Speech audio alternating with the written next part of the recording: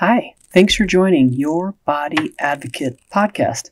I'm your host, Ruth Cummings, and today we're going to listen to an interview with Sherry Lukey. She's an EFT tapping practitioner, and she's going to explain how tapping can help us and what it is, and share some things from her website that you can download to help you. Please enjoy this interview. Let's take a deep breath to relax. Ready? All right, let's go. You're listening to Your Body Advocate, telling your body's side of the story. The podcast dedicated to supporting and improving your body-mind connection so you can live a pain-free, passion-filled life, dissolving one body tension at a time. Discover the healing properties of your own body language, and together let's explore ways to support and improve essential self-talk. Now, here's your host, Master of Encouragement and Body-Mind Life Coach, Ruth Cummings.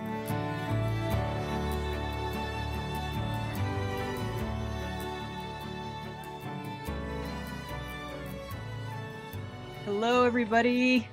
We have our guest, Sherry Lukey. I've already talked about her and her bio, and we have so much to talk about. And this morning, Sherry actually gave me a session of EFT tapping, which I've done with other people before, but she was amazing. We got a lot done in an hour. Incredible. We actually went over, but we were having so much fun, so much laughter, so much healing. I highly would recommend it. If you don't know what tapping is, you are in the right place. We're going to talk about that right now. So, Sherry, it's so fun to have you here. So first of all, thanks for being here. I appreciate your time. You're so fun. And you have so much to share. So my first question to you is, how did you discover EFT tapping? And thank you for having me, Ruth. It's so fun to be here. And I'm always so excited to share this knowledge because it is game changing for your audience. It's just because I know for me, I had tried everything, under the sun and then some, and it all had value, but nothing shifted my life the way EFT did. And so that brings me to how do I discover it? Well, probably be 8-9 years ago now. So I was 48 at the time. I'm 57 now. And I hit a wall really, like physically. I got super sick. It was a steady decline, really over a couple of years. And to the point where it was like, we had a dog at the time. And if I wanted to walk him for 10 minutes, I'd have to sleep for 2 hours. Like managing my energy was like a whole military operation. And if there was a virus going around, I'd get it. And then I'd get a secondary infection. And in addition to that health stuff, my finances were also in really rough shape. And so I had been wanting to get into a medical specialist to try to sort this out because everybody was like, we don't know what's wrong. We don't know what's wrong kind of thing. Right. And finally get into one. And after 4 months of testing, he says, I'm really sorry, but you're one of the 4 people in the world I don't know what's wrong with, and nothing more can be done for you. And I was, of course, in shock and disappointment and was certain I was going to get the answer to all my problems. And instead, I got the opposite. And when I got home, it took me a little while to get my poop in a group, and wasn't willing to accept that prognosis, and started to just put some, do some inquiry as to when this was all happening and when things started to really decline. And what I realized is that I actually had PTSD as a result of our one daughter. She'd had a very serious horseback riding accident that I had witnessed, and she's perfectly fine and she's riding horses again, but it impacted me in a way that I didn't expect. And what I discovered is that EFT tapping, which stands for emotional freedom technique, but it's more commonly known as tapping because you literally stimulate acupressure points on the upper body and fingers with 2 fingers by tapping on them. And what that does is it sends a soothing signal through your nervous system to the amygdala, which is the fight, flight, freeze response.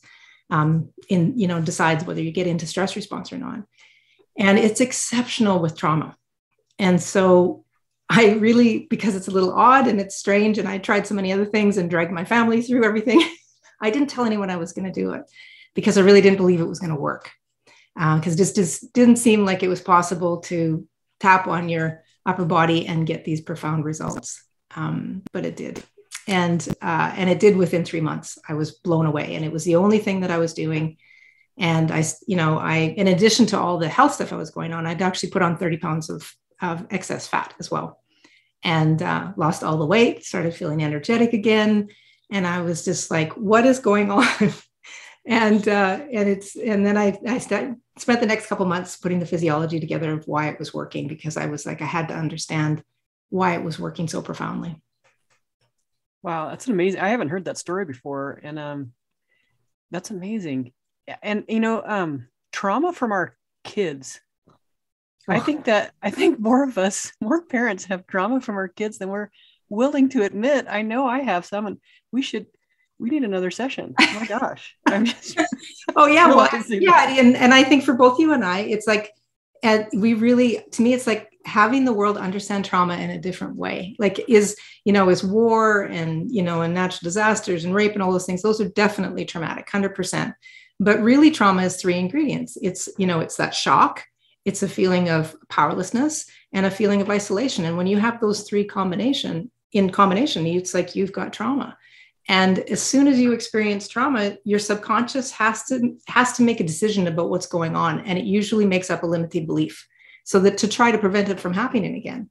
And especially from the context of thinking before the age of 7, because really that's where the subconscious is just a sponge and everything is going in. And if you think about those 3 things, powerlessness, shock, and isolation, as a kid, you experience that over and over and over again, right? And so we make up these limiting beliefs about ourselves in a way to try to, it's a subconscious trying to protect us, but instead it works against us. So, and that's what I discovered after I started to use the EFT. Is that, yes, I had this event with my daughter, but really I'd had multiple events through my life. And especially, like you say, as a parent, but also being highly sensitive and empathic. And so both of those, it's like exactly, hand up, right? It's like the perfect storm, right? Because how we experience the world is so much more amplified.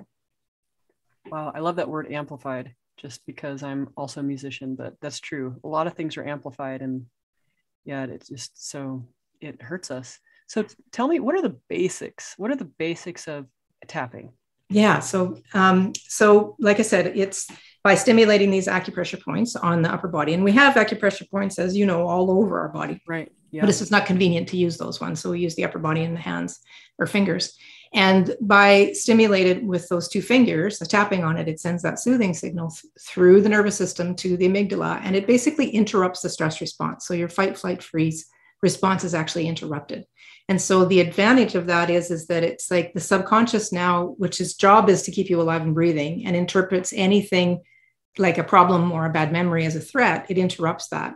And so by interrupting it, now the subconscious comes on side to help you sort things out. It gets the blood flow basically back from the primal brain back into the frontal lobe and into your higher brain centers. And so the basics of it are really just, it's a setup statement, which you actually do on the side of your hand, or like what people call karate chop. And the setup statement is you have a neutralizing statement, you identify the problem, and then you say a neutralizing statement again. So then it almost always starts with even though, which is neutralizing. And then you state the problem. And then it's I acknowledge it, I accept it. A lot of practitioners will go to, I love and accept myself. And I don't do that because very often that's a stretch for people. Because I know for myself, I didn't even like myself, let alone love myself. Right. So to say that just didn't feel like I could do that. Right. And so we'll stay on that side of the hand for basically 3 statements. And then we move through the tapping points. And tapping points are top of the head, eyebrow, side of the eye, under the nose, chin, collarbone, under the arm. Rib and liver point is basically picture nipples go back onto the last rib point, and then wrists together. And those, a diagram of those is is available for people. It's on my website, and I think it's part of I know it's part of the gift that you're giving away with, if anyone's interested in it. So you don't have to remember those points. And you basically, you continue to identify and say the problem as you're going through it. And what people notice is that almost immediately your system starts to get quieter, and you're able to breathe a little bit deeper. And like I said, that blood flow is coming back into the frontal lobe. Yeah, I love that. First of all, I haven't tapped with other people, and you're correct that your statement from the karate chop area to the next statements were very different. And I did appreciate that, because I know that's one, I love and accept myself, and I don't always love and accept myself. And the reason I'm calling someone to help me with tapping is because I'm not in that space. So I did appreciate that difference. And that was interesting. And I also wanted to say to all our listeners, yes, we have all of the links below. And I might even try to put just a picture of of what you're saying, so they can look at that, and that will take them to your website so they can download it. Yes. So they can talk, or see what we're talking about. So how does it help? You're talking about it, but does it, I'm going to let you say that. So how does it, I'll let you talk. Yeah, no, it's all good. Yeah, no. So it, like I said, it sounds really strange. It sounds really odd, right? That you could, tap on your face basically and be able to start to feel relaxed and start to think straight again. But that's really what happens, is you literally are able to have access to your creative problem solving brain, so that when you're thinking about a problem or a bad memory, you begin to see it differently. And you start to, first of all, recognize that there might be other perspectives, which before was not available to you. That it's like you were really stuck in this, like a tape loop of like, this is how it is, and I can't get out of it, and this is how it is. And it really, it's that interrupting factor, and having access to all that, incredible power in our higher brain centers. And then in addition to that, giving us access to that creative problem solving brain, what it does in addition to that is it can actually open up this world of connecting dots to, it's like, oh, well, this is like that thing that happened before. And being able to kind of go, oh, and I thought this about that, when in fact it might be completely different than this. And then be able to, and this is when, working with a practitioner is going really deep, where you actually go really as far back as you possibly can to issues that have really set up these ways of being and seeing the world that really aren't serving you. And I say to people, it's like because people often go, well, I don't really have that many problems, or I don't really need it, or, things are going okay, and I say, well, if you break your life into three main areas: health, finance, and relationship. And if all of those areas are working for you and they're moving in the direction that you want, that's awesome. If they're all working, but they're not moving at the pace you want, then it's worthwhile to do this. And also, if any of those or all three areas aren't working. And for me, really, all three weren't working, because the relationship, my external relationships were okay, but I had no idea how poor a relationship I had with myself. And as I started to recognize that, it was like, oh, okay, now there's problems here that I really wasn't aware of. And in addition to that, I say to people, our wants and desires, like we want health, we want finances, we want love and relationships and fun. But if our limiting beliefs that got set up at that really early age aren't in alignment with those wants and desires, it creates conflict in our body, and it literally creates the stress response. So then you get this frustration and loop of like, why am I not making more money? I don't understand why I'm making more money. I want more money. And as soon as you say that, immediately the stress response goes off. And so with tapping, what that does is it interrupts it immediately. And now we actually, like I said, that blood flow can come back into the higher brain centers. So you can start to see things and be able to move past the procrastination and understand why it is you're procrastinating.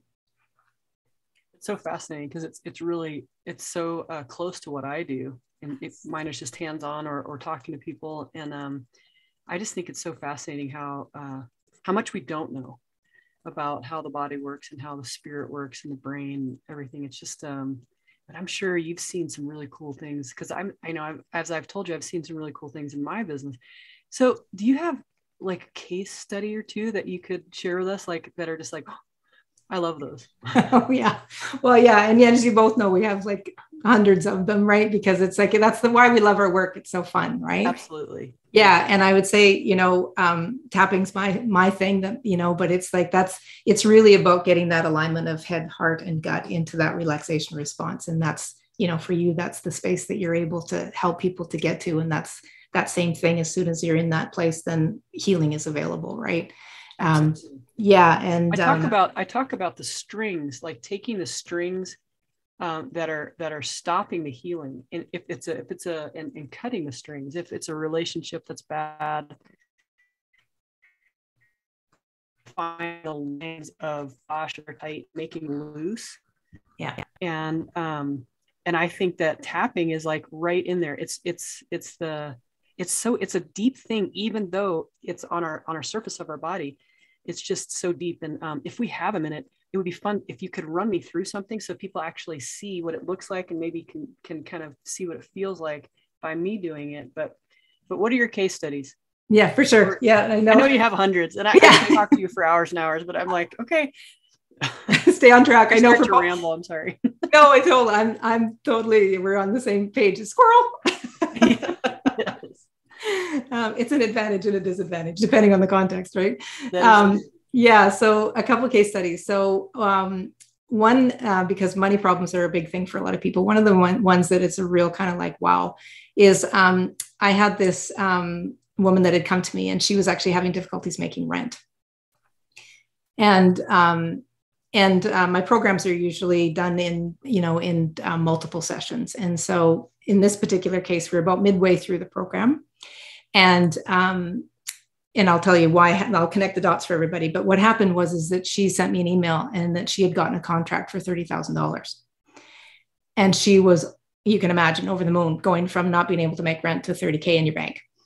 And the dots that we had connected for her is that she had actually been sexually assaulted when she was a teen. And people right away go, well, what does that have to do with money? Right. And the thing is that this is what it has to do with money. Is it, like I said about trauma, that in those moments when those things happen, that your subconscious has to make up beliefs about the world or yourself in order to try to prevent them again. And in her case, what had happened is that she had believed that she was wrong and bad because she had been out drinking and she had had a few drinks, and she made it about herself. She made it was her fault. And so as we're tapping, we're going, we're soothing that system and being able to go into this really horrible event that happened to her. And because that her system is soothed and that blood flow is now back into the higher centers, she's actually able to see and receive and hear that it wasn't her fault. And that she could then again start to see herself as this good human who she was, that was worthy and deserving of receiving money. Because that had been the block, that it's like, I'm a bad person because this, I did this thing and it was my fault. And although it was completely in the subconscious, it was completely under the radar. She had no idea how it was manifesting was in preventing this money coming to her because of this belief that she didn't, she was wrong and bad. She wasn't worthy and deserving of, having this ease in her life. Right. That is amazing. I love that story. And also, it brings up that, the horrible statistic in our society of how many times that's happened to people. And then that sticking with them if they've had no one to work that out with or haven't been able to go to counseling or, and sometimes counseling, as doesn't work for some people. Everybody needs something different. That's why I'm so happy you're here. Yeah. because everybody needs something different. And hopefully you're the answer for some of my listeners who are struggling. Exactly. And that's 100% Ruth. And I get shivers when you said that, because it really is, it's about healing, and it really has to be in alignment with you. Like I said, for me, tapping was the answer.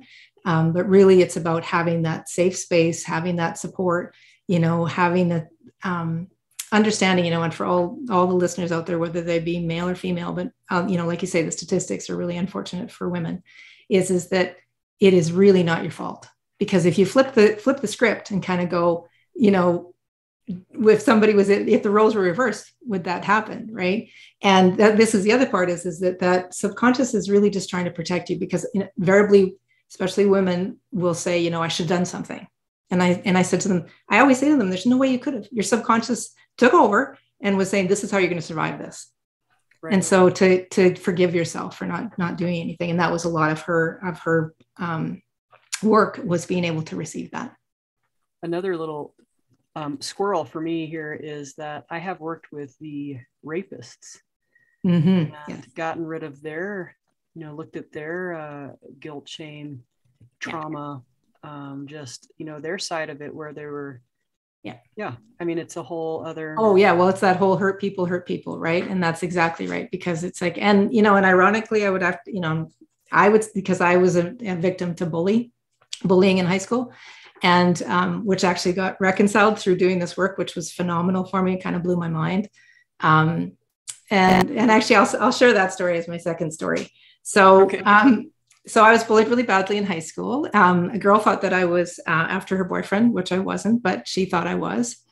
And anyways, we were playing indoor floor hockey, and she started to hip check me into the walls and stuff. And I was just putting up with it. And finally, she slashed my wrist and broke my watch. And I grew up really poor. And I was like, I'm not getting another watch. And so I got pissed off.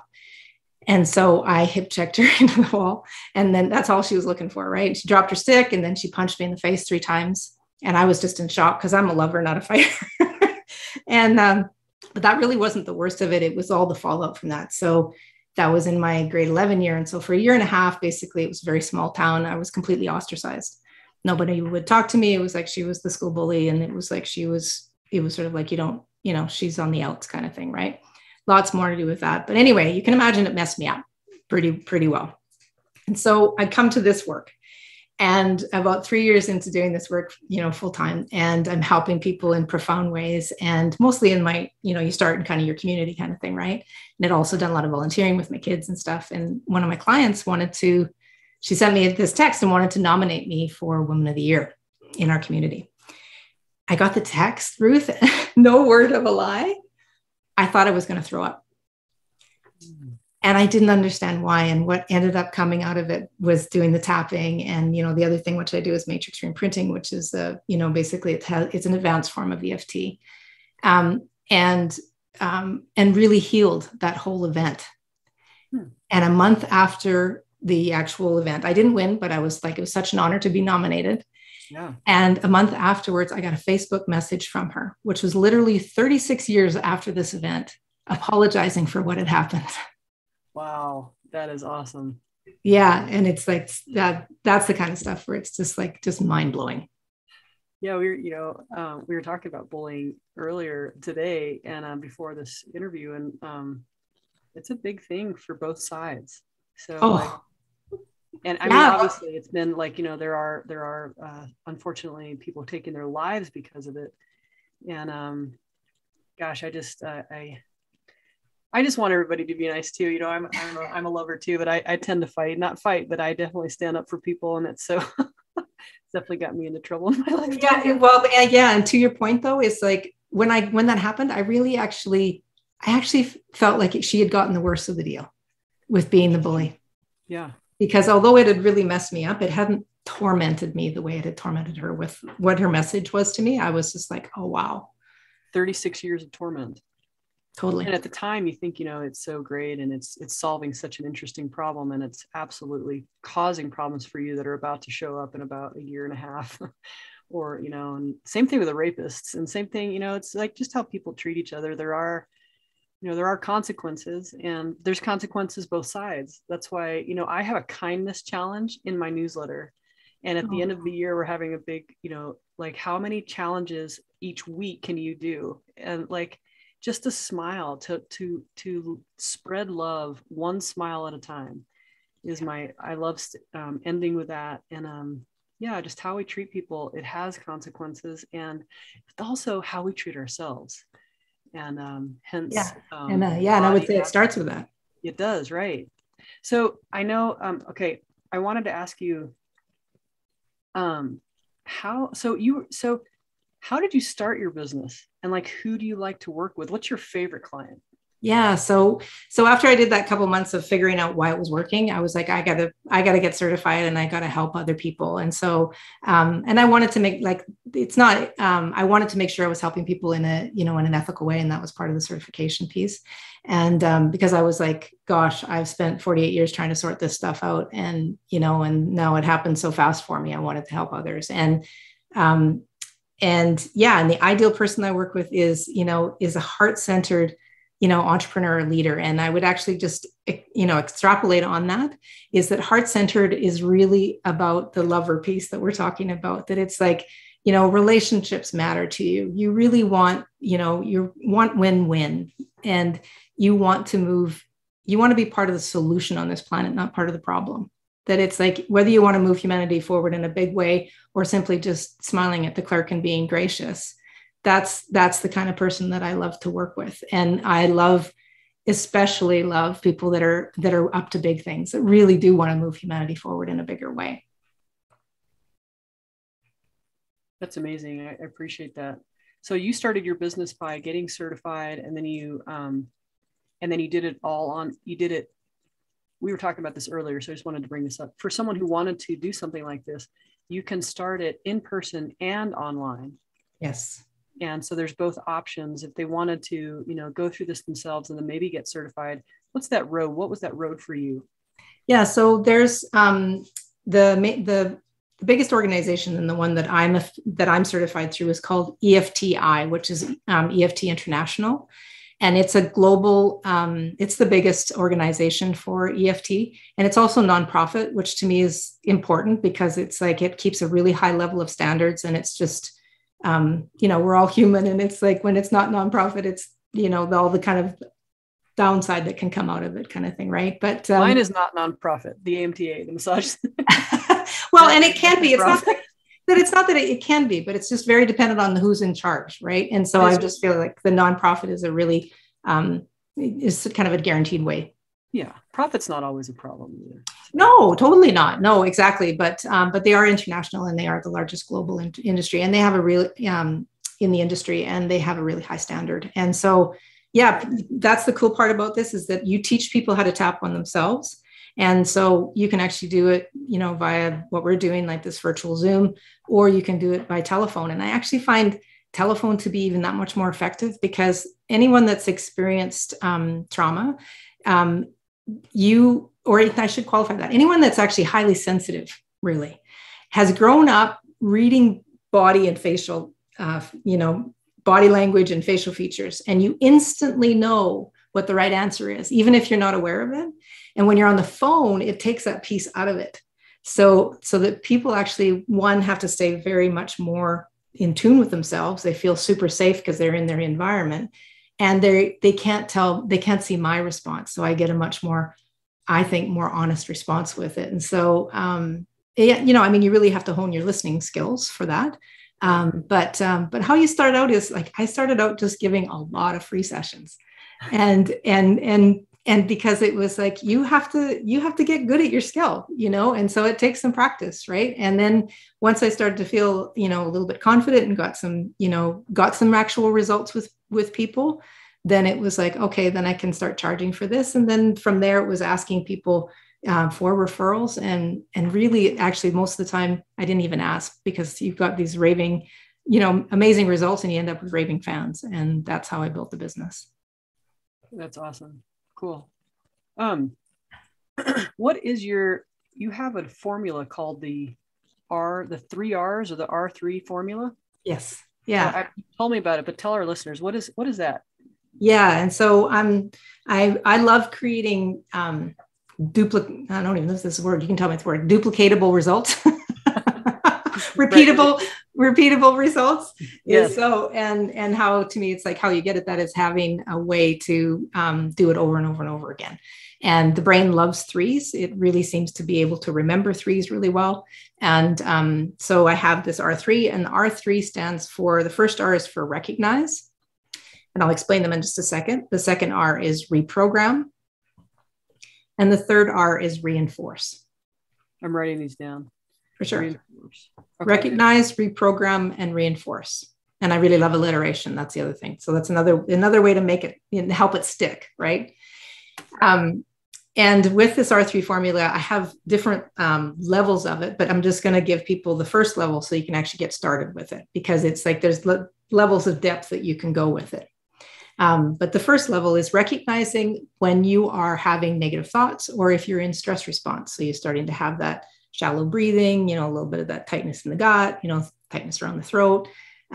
Whenever those in that tape loop going on, and you're just hearing that, that inner critic in your head, is that you want to recognize. That's the first part. You have to become aware and mindful of when you have a state change or a thought change where it starts to go into negative. The second R is for reprogramming, because I feel like, because for me, tapping is the bomb, is that you use tapping to reprogram what that negative thoughts or what that stress response, so you can interrupt that. And so literally you start tapping on any acupressure point, because as soon as you tap, it's interrupting that stress response. And once you start tapping and acknowledging that negative piece, like I mentioned to you this morning, it's kind of like if you try to just push down the negative thoughts or push down this, try and just like, no, I'm okay, trying to tell your body you're okay. It's like the little 2-year-old at your leg, or your pat of your leg going, I need something. And they just, Fred's right here at my feet. and if they're wanting something and you try to push them away, they just get louder and more obnoxious. And so that's why it's so important that you have to acknowledge what's going on first. And because you're tapping, people get really worried that they're actually going to, that they're manifesting or making it actually real, what their, negative thoughts or the stress getting worse. But it's not, because you're soothing the system. And so that reprogram is interrupting those thoughts, interrupting that stress response. And then the third R is reinforce. So now you've recognized that you're not where you want to be emotionally or physically, or both. You're soothing the system, acknowledging what the problem is, or that you're just, even if it's just like, I'm having a hard time breathing kind of thing. And then you reinforce what you do want. Now it's like, no, it's like, I'm actually, it's okay. I'm safe here. And this is, I use safe a lot because the subconscious can't tell the difference between real and not real. That's why, if I ask people to close their eyes and visualize being at the top of a 30-story building, and I ask you to walk to the edge and look over, almost immediately, you can feel the cold air coming up and everybody looks like ants, and people's hands start to sweat and they start to shallow breathe. Wow. And we're just visualizing that. And that's what I mean about the subconscious can't tell the difference. So as far as it's concerned, it's a threat to your survival. And so being able to tell your system and reinforce that it's like, no, this problem isn't going to eat me. And, I'm not, this might be difficult right now, but I can handle it, and then taking it to that, I'm ready to do this. I'm ready to, take it to the next level. I can have this conversation. I am enough. That's a really good one to say. I am enough. I'm enough. Yeah. That's tough on a lot of levels. I'm enough. Yeah, exactly. And again, it's like, even if there's a part of you going, I'm not, it's like you're creating the space for it. That it's like, or you can even say, I'm open to the possibility I could be enough. You brought up visualization, and another squirrel for me is I do a lot of visualization with athletes, and it's interesting because how real it becomes when they do visualize. And once they do it once, and I mean, visualizing talking to a coach, or even not like in the moment of the sport, but even visualizing, say, for example, proposing, or, going into a job interview, like putting themselves in that position, from you, they could learn some tapping techniques right before they go into the interview or whatever they're doing. Is that not true? So that you 100%. Yeah. And especially like for athletes, it's like, because it's, before you go into the match, or, or you've just shanked a ball or whatever. Right. And it's like, you can just instantly get your system back into relaxation instead of in stress response. Right. And, and I'm this kind of mix of A-type in science part and other type creative. And what I love about now is that there's so many studies, actually gold standard studies, that are proving EFT's efficacy.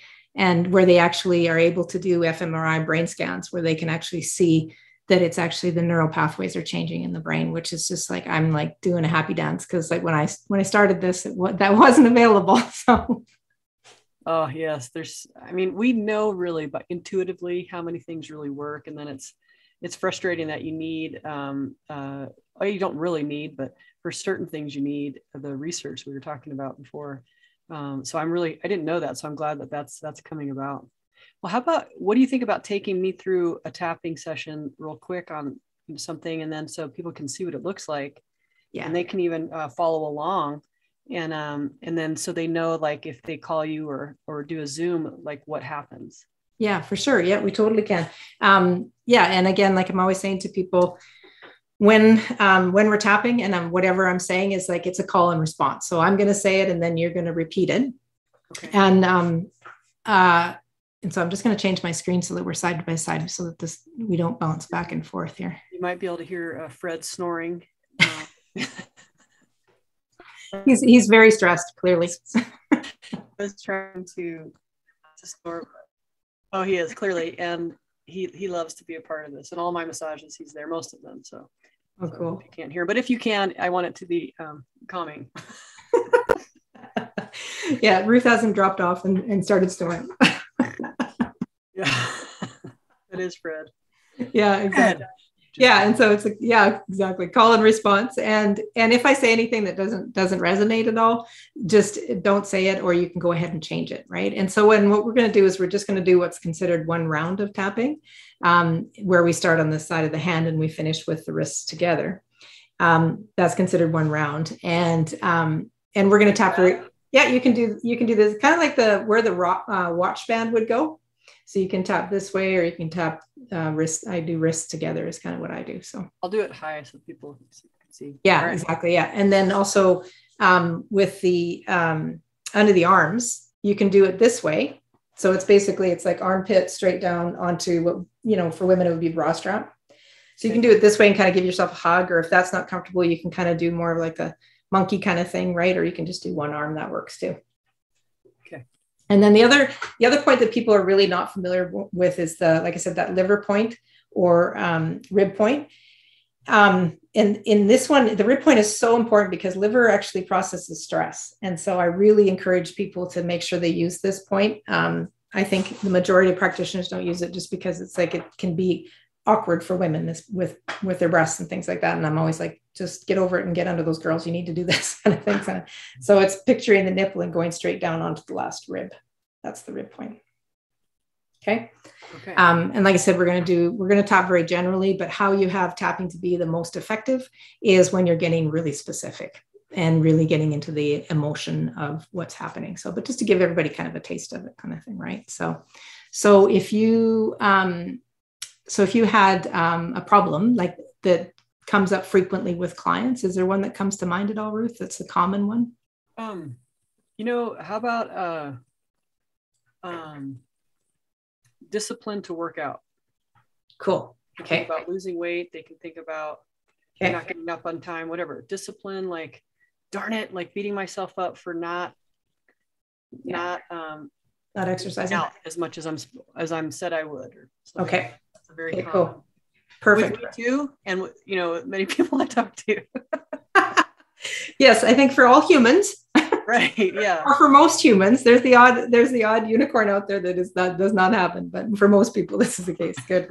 Okay. So good. And so starting off, you take a really nice deep breath into your nose and out your mouth. And then just keeping your eyes closed. I want you just to tune into that feeling of like, oh, I should be working out more. I just don't have the discipline to be working out as much as I should be. And when you tune into that, notice if you can find that feeling of where, in the shoulder. Yeah. Of feeling of where you feel that when you think about having that lack of discipline. And don't worry if you can't find it. As a culture, we're taught to live in our heads. And so sometimes it can be difficult to tune into the body. So don't worry if you can't, but just guess if you're not sure. And as we're tapping, I want you to just kind of say that point in your mind, because I'm just going to say it generally. So we'll start on the side of the hand. You can start on either side. Doesn't matter which. And this one I usually, sorry, say again. Change? You can change. Yep. Either way. I tend to just stay on one, but it's like, if you get tired, you can switch totally. And I use 4 fingers for this point, and it's basically right down from the little finger joint on the fat of the hand where if you're going to do hiya and do the karate chop, that's where you do it. Yeah, exactly. And so we'll start here. And so I'll say, and then you're going to repeat for me, Ruth. So even though I just don't have enough discipline. Even though I just don't have enough discipline. It's really good for me. Oh my gosh. I want to acknowledge it anyway. I want to acknowledge it anyway. Even though it might be hard to say out loud. Even though it might be hard to say out loud. Because it makes me feel bad. Yeah, because it makes me feel bad. I want every cell in my body to know. I want every cell in my body to know. Every atom, as we talked earlier, you said every atom in my body to know. I want every atom in my body to know. It's okay for me to acknowledge this. It's okay for me to acknowledge this. because I want to find a way to change it.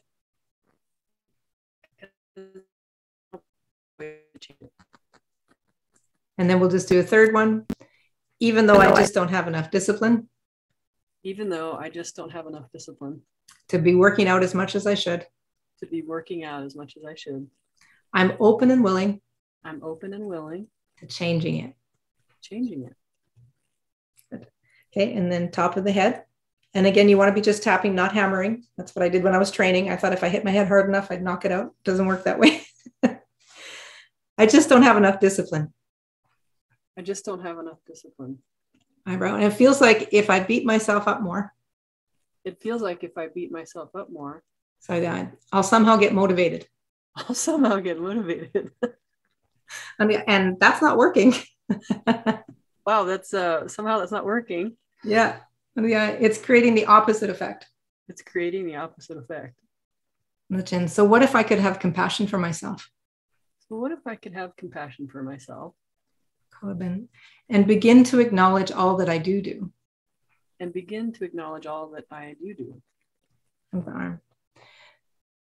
That will motivate me. That will motivate me. Onto the ribs.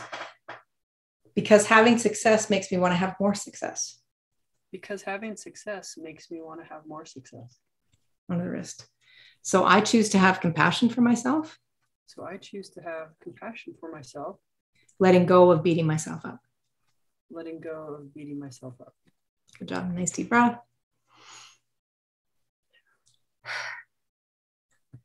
And so one of the things I forgot to do at the beginning there was to actually, usually I'll get people to measure on a scale of 0 to 10. 0, like there's no sensation, there's no, frustration or anger about not being able to work out. And 10 would be that it's like through the roof kind of thing. And then we'll reassess at the end. So I just forgot to do that. So. No problem. I'm realizing that my neck shoulder pain is gone. Wow. That was good, because that's a big one for me. So that's cool. I love how that works, and you're so good at it. And we had I had some interesting questions for you.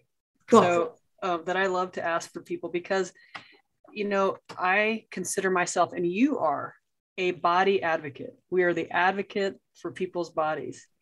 And so I have 2 questions for you. My first question is, how is tapping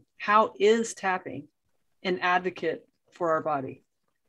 Yes. And so it absolutely is. And I feel like it's just so incredibly powerful, because what I see over and over again is that as soon as people start tapping, they're actually able to listen to their body. Because once that stress response is interrupted, now there's a quietness that sets in. And like I said, that blood flow is starting to come back into the frontal lobe. And you're actually able to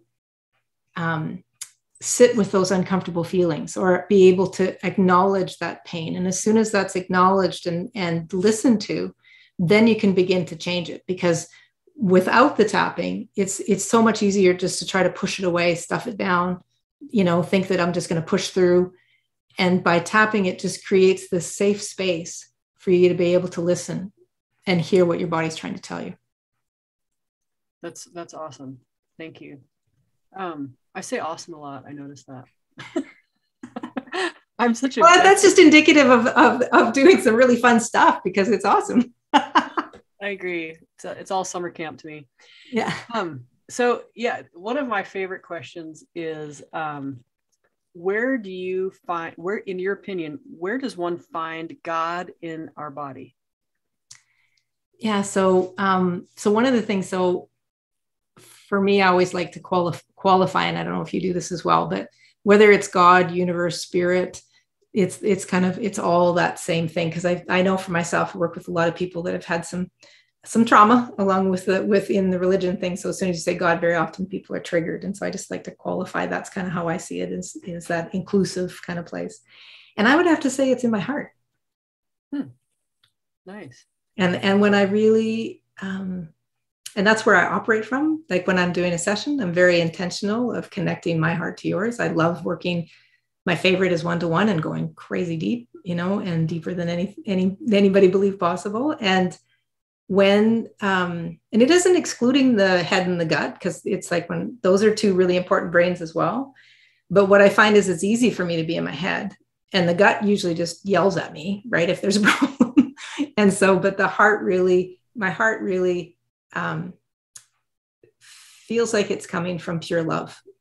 And when it comes from pure love, it feels like it's coming from the right place. Awesome.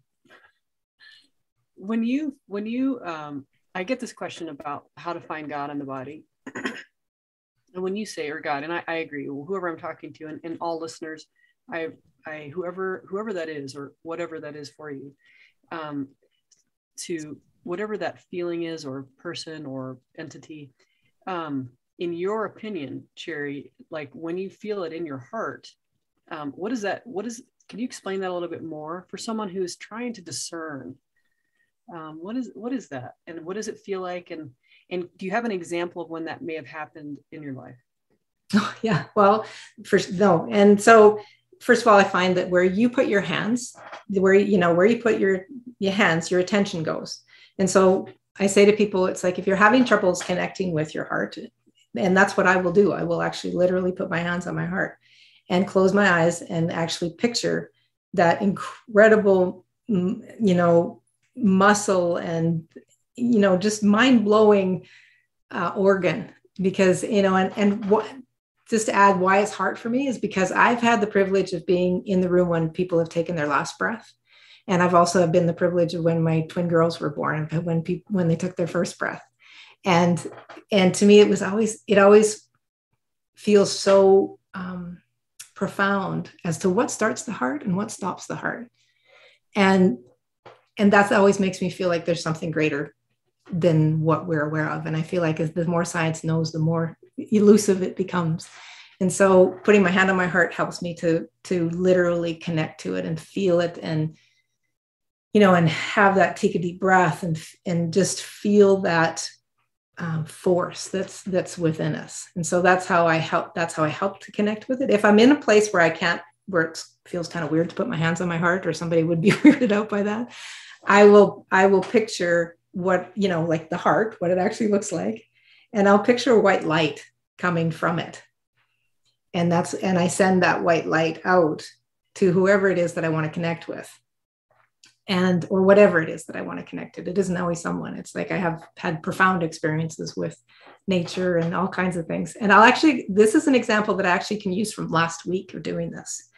So last week we were in a acreage in an older farmhouse, and we finally decided that we're going to do some renos. And so the first thing we decided to do was windows.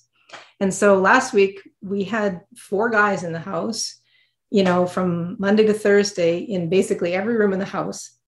And for a high sensitive empathic person, that's a lot.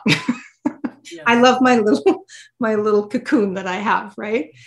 And, and I wanted this to make it a good experience. So I went out and got them treats and stuff, and for their coffee break and all that kind of thing. Right. But they were kind of like angsty, and they weren't overly gracious about getting, like, not that I needed to be dropped, hand over about thank yous, but I expected some. And I was just like, oh, this is like really difficult for me to be in this energy in my sacred space. Right. And the Tuesday came, and it was like feeling the same. And now I'm just getting really agitated. And then finally Wednesday morning, I'm like, okay, I got to tap. And this is the funny part about being human, right? I've been doing this for so long, I forgot to use my tool. So I'm doing my tapping, right? And I'm soothing my system. And all of a sudden it was like, oh, right, I forgot to connect my heart to theirs. Oh. And so I just sat for a minute, and I just sent out that white light to them, and was just like, I didn't know whether or not it would change, but I knew I needed to change how I was feeling. At the very least, I was going to feel better. That's, and because I was just like, this doesn't work to be in this space. Right. And literally, Ruth, they all switched. It was just like, they got chatty. It was like, oh, thank you so much for the treats. And, and it's like, do you want us to do your office first? And it was just like, I was like, how come I didn't remember to do this Monday?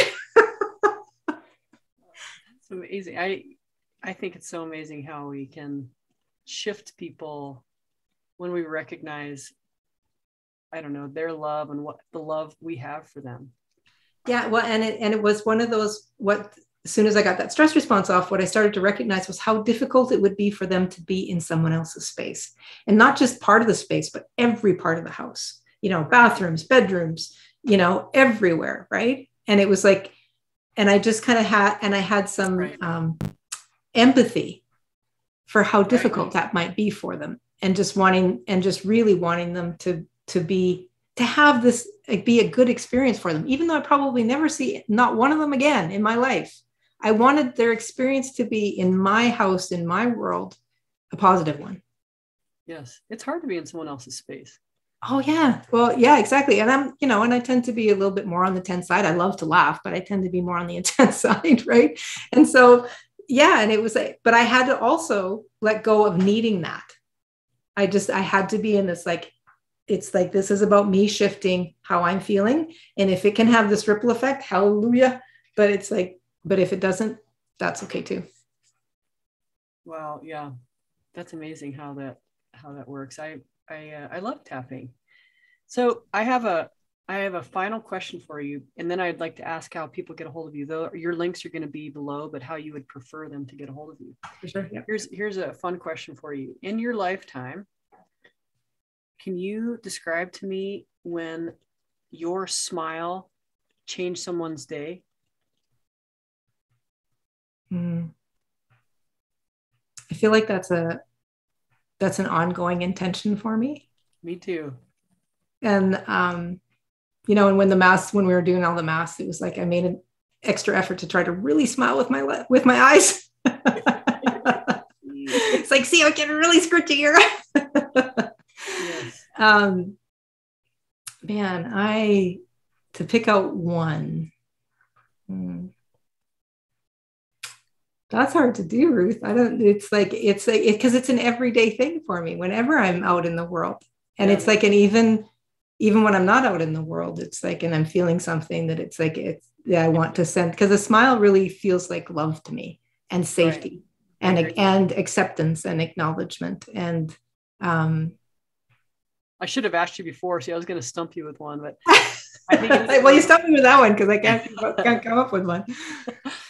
I think that I think we spread love and kindness with our smile, and it's so important in my opinion, for kids to know that, and especially when they're feeling so dark about themselves or just so insecure or whatever, that their smile, everybody's smile, no matter what, is amazing, and it's such a bright light. And so I love to ask that question, and I know, so you have so many. And again, back to the example, because it's current with the guys with the windows, we have this really rickety old overhang that comes out from the house, and our bedroom window is above it, right?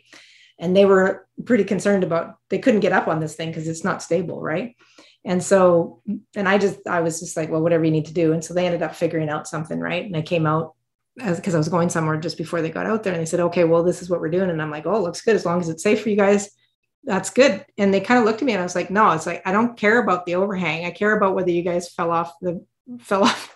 And that, I think they were kind of surprised about, because I was like, that I cared more about their human body and humanness than my stuff, kind of thing. Right. And so that was, and I was smiling, and that, because I laughed, because I was like, well, that's what matters. Yeah. Not everybody thinks, I know, we don't trust each other, and there's a lot of reason not to. So I get that, but it's fun to be able to establish that right away. And, and I think, and it really starts with a smile. It does. So what's the best way for people to get a hold of you? How do you like to be contacted? Not everybody's the same. And what would you like people to do to learn more or to get a hold of you? Yeah. So through my website is the best way. So it's sherrylukey.com. So it's SHERRY. Lukey is LUKEY.com. And so I have, free resources on there. And I have, if you want to connect with me and just see whether or not we're fit for one another and work together, then you can book a free consult to talk. And I'd love to hear from people. And, there's a little, through the, to book a consult, there's a little bit of intake form in it. And I always say to people, it's like, you can answer the questions or not, just fill in something, and then you can connect with me kind of thing, because it goes automatically to a scheduler. So that's beautiful. I'm glad, you and I have been talking about the Calendly, and you're on top of it. I have it, but I don't use it. All right. So they just do that. They get a hold of you there, and their sources website. And they're also, they'll be below this either YouTube or podcast on my website. So yeah, Sherry's been so lovely. We've got to do this again. Yeah, absolutely. Yeah. And then the free resource is, it's a recap of that R3 formula, and also with links to help people out to be able to use it, because tapping is incredibly powerful, but you have to actually use it. And so there's lots of, so it's recapping that R3 and then being able to have the resources to back it up. So. Okay, great. Awesome. Thank you so much for having me today, Ruth. This has been such an absolute pleasure. So fun. I can't wait. We'll do it again soon. And let me know if I can help you at all. And I appreciate your time. Yeah. And likewise. Okay. Thanks so much.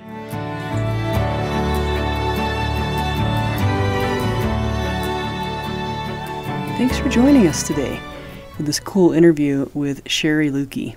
I sure learned a lot about tapping. She did a tapping session a couple hours before we did this interview, and it was really helpful. I had so much energy and creative thought and freedom. It was really neat to go through that.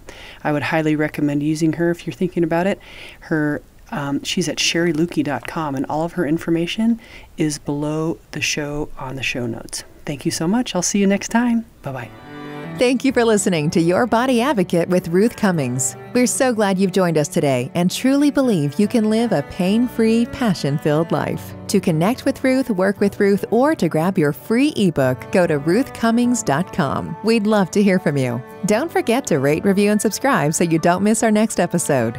Until next time, friends, be open, include the unincluded, think outside the box, and spread love and kindness one smile at a time.